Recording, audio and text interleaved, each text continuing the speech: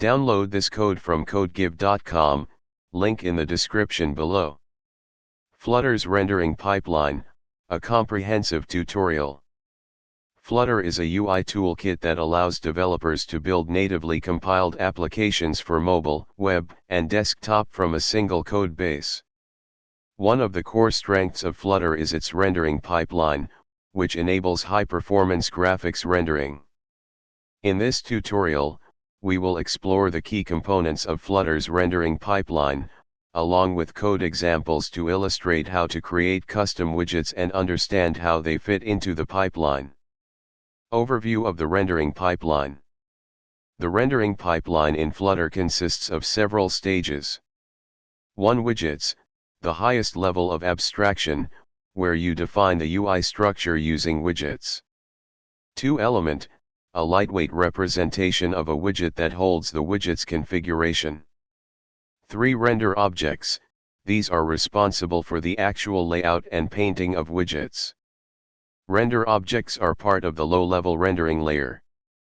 4. Layers, the rendering system uses a layer-based approach to manage the visual representation of the UI, allowing for complex compositions and optimizations. Key components. 1. Widgets.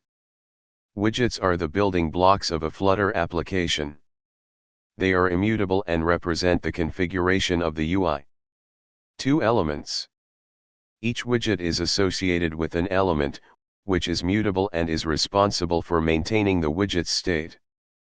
3. Render objects. Render objects perform layout and painting. They can be thought of as the backbone of the rendering process.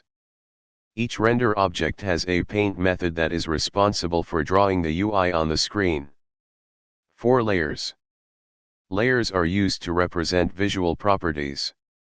They can be combined to create complex graphics with performance optimizations. Creating a custom widget with a custom render object.